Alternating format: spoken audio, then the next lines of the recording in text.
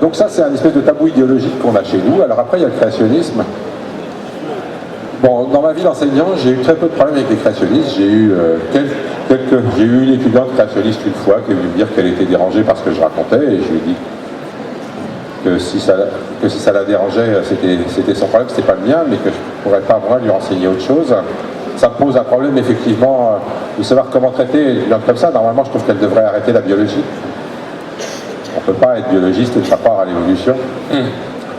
J'ai eu le problème de façon plus intéressante quand je suis allé dans des pays du Maghreb, par exemple, raconter mes histoires d'évolution, parce que je parlais avec des étudiants qui devaient s'occuper d'amélioration des plantes ou des animaux, et donc là, dans le domaine de l'agronomie,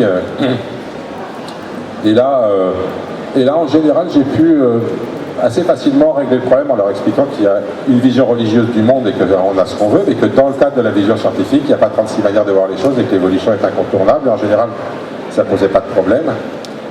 Là où on a des problèmes, c'est avec certains types d'intégrisme religieux, et effectivement, aujourd'hui, moi, au niveau de mes étudiants, je n'ai pas trop ce problème, mais je connais des enseignants du secondaire qui ont le problème, et donc, comme je suis au Muséum d'Histoire Naturelle, on fait partie un peu des gens qui sont un peu des références sur ces questions-là. Je suis un collègue qui était là d'ailleurs l'année dernière, qui s'appelle Guillaume Lecoître, et avec lequel on va très souvent intervenir dans des lycées. On est appelé par des profs. Par exemple, il y a quelques années, les profs de Vaux-en-Velin nous ont vraiment demandé de venir essayer de leur donner un coup de main. Un lycée dans lequel il y a une majorité d'élèves créationnistes. Et donc, c'était intéressant pour nous d'aller discuter avec ces élèves. C'est assez drôle d'ailleurs parce que ça se passait plutôt bien. Ils nous écoutaient, on discutait, mais il n'y avait pas d'agressivité du tout. Et les profs, après, nous disaient que c'était très curieux de voir comment ils acceptaient de discuter avec nous, alors qu'avec eux, ils n'acceptaient pas. Et la raison avait l'air assez curieuse, parce qu'ils avaient demandé à leurs élèves, mais pourquoi vous acceptez de discuter avec lui, et pas avec nous? Et ils disaient, bah oui, mais lui, il vient, il n'en a rien à foutre de nous, donc il n'y a pas d'enjeu pour lui à ce qu'on le croit, alors que vous, on sait bien que vous êtes payé pour qu'on vous croie, donc... et du coup, on vous croit moins. C'était assez étonnant comme... Donc effectivement, c'est un problème qu'on rencontre aujourd'hui. La montée des intégrismes religieux crée un problème vis-à-vis de l'évolution. Et c'est intéressant que dans les religions monothéistes, tous les intégristes sont opposés à l'évolution. C'est une des choses qui fait que j'aime bien l'évolution, c'est que les gens qui l'aiment pas, c'est en général les gens que j'aime pas. Est-ce que ça reste un problème majeur aux États-Unis aussi? Il y a beaucoup d'intégristes religieux aux États-Unis. Donc voilà, oui, évidemment, c'est un problème, et pour moi, c'est une espèce de signal fort. Est-ce que vous acceptez l'évolution ou pas, pour savoir si vous êtes un religieux raisonnable ou non? Moi, j'ai rien contre les religieux, mais à partir du moment où ils disent que l'évolution ne peut pas avoir eu lieu, je commence à avoir quelque chose contre eux. Et je me souviens que quand en Turquie, il y a eu la prise de pouvoir par ce qu'on appelait les islamistes modérés, et ben, ils ont immédiatement interdit l'accès aux sites web évolutionnistes. Et j'ai dit, pas si modéré que ça, alors. Vous avez employé l'expression un biologiste ne peut pas ne pas croire en la théorie d'évolution. Qu'est-ce que vous entendez par là? Qu'est-ce que ça signifie croire dans une théorie? Je pense que c'est ce que je dis d'ailleurs aux étudiants qui, pour des raisons religieuses, ont du mal à accepter ce que je leur dis. Je leur dis, voilà, la science repose sur le fait de croire à quelque chose. Il faut croire que la méthode scientifique permet d'approcher la vérité, une certaine vérité en tout cas, mieux que d'autres. On peut aussi avoir une vision à la Feyerabend, la science tout est bon. Oui, mais c'est de la croyance. C'est une croyance, c'est-à-dire que vous ne pouvez pas faire de la science sans fondamentalement poser comme principe que la méthode expérimentale, que le fait de confronter vos prédictions à une réalité et ensuite de rejeter vos prédictions si elles ne correspondent pas à la réalité, que cette méthode-là va vous amener vers une vérité qui vous convient mieux que les autres. Si jamais vous décidez que cette méthode-là ne vous dit rien du tout et que vous préférez lire un livre qui va vous dire la vérité, eh ben, vous êtes dans une autre croyance. Et donc moi je veux bien que dans une même personne peuvent coexister les deux croyances, mais la méthode scientifique c'est celle-là. Et vous savez, il y a eu un débat très intéressant entre un physicien, merde, je vais pas retrouver son nom, enfin bref, Napoléon, et qui donc, je ne retrouve plus son nom, bon, bref, qui avait développé le système des planètes, et Napoléon lui demande, mais et Dieu là-dedans? Ça doit être la place. Oui, c'est la place, voilà, merci beaucoup. Et Laplace lui dit, je n'ai pas eu besoin de cette hypothèse. Hein?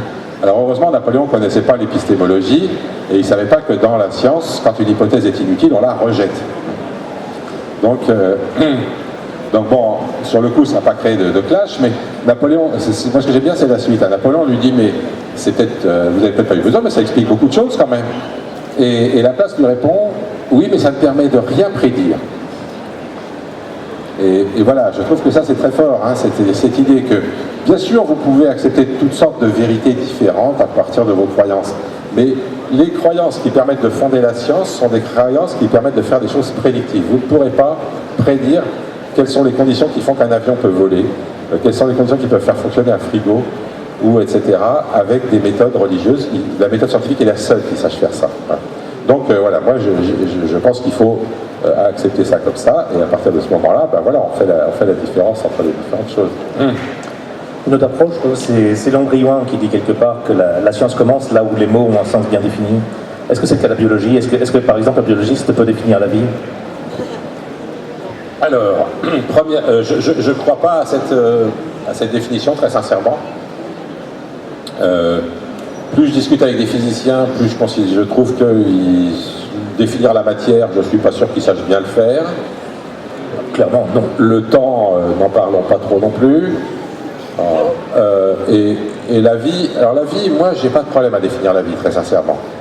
Je la définis comme justement le produit de la sélection naturelle. C'est-à-dire qu'un être vivant, c'est un être qui a été produit par un processus historique. Et ce processus historique, il inclut la reproduction des organismes avec une hérédité des variations. Et ça, c'est vraiment quelque chose de très très particulier hein, quand vous y réfléchissez. C'est-à-dire que les descendants des plus grands sont plus grands que les descendants des plus petits en moyenne. Et le fait que ces variations soient héritables, eh bien ça fait que la sélection peut marcher. Parce que si jamais il y avait des individus tous différents, mais que les descendants des plus grands n'étaient pas plus grands que les descendants des plus petits, vous ne pourrez rien sélectionner du tout. Hein. Donc, alors c'est cette hérédité qui fait la spécificité du vivant. Et cette hérédité, elle est due à quoi? Elle est due au fait qu'il y a dans les êtres vivants une information codée sur une molécule extraordinairement stable qui garde cette information. Et cette information, elle est codée, donc comme je le disais, donc elle va pouvoir être lue par l'organisme pour se fabriquer lui-même. Et donc ça, c'est vraiment la spécificité du vivant, c'est le fait d'avoir cette information qui a été progressivement élaborée au cours des temps par le phénomène de sélection naturelle, c'est-à-dire de variation. C'est une information qui est capable de varier, qui peut être sélectionnée et qui va induire la production d'êtres vivants. Donc l'être vivant lui-même, c'est une entité matérielle, bien sûr, hein, mais sa spécificité, c'est de transférer de l'information et d'avoir été produit par ce processus de sélection naturelle sur de l'information. Donc, c'est un problème intéressant. Moi, j'appartiens à une société française que j'adore, c'est la Société française d'exobiologie. La Société française d'exobiologie, donc c'est la société qui étudie les êtres vivants sur les autres planètes.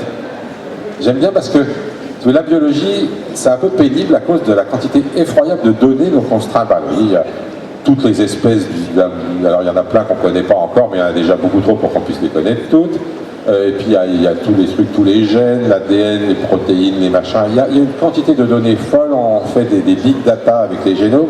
On est vraiment noyé sous les données en biologie. En exobiologie, on a 0 données. C'est génial, on n'a pas un seul être vivant extraterrestre qui ait jamais été trouvé. Donc on travaille sans données. Et donc c'est enfin un domaine scientifique où on est obligé de réfléchir. Ça, je trouve ça génial, parce qu'en biologie, on ne réfléchit plus, on n'a plus le temps. Hein. Il faut séquencer des génomes, acheter des gros appareils pour faire ceci, cela, etc. On passe notre temps à faire du business. L'exobiologie, donc c'est un domaine génial. Et du coup, la question c'est, imaginons que je sois sur une autre planète et que je vois un machin et je me demande est-ce que c'est vivant? Comment je saurais? Et pour moi, la réponse c'est, si je trouve qu'il y a une information stockée, codée et reproduite par ce machin-là, alors il est vivant. Évidemment, ça pose le problème sur Terre de savoir si certains ordinateurs pourraient devenir vivants un jour ou l'autre. Mais bon.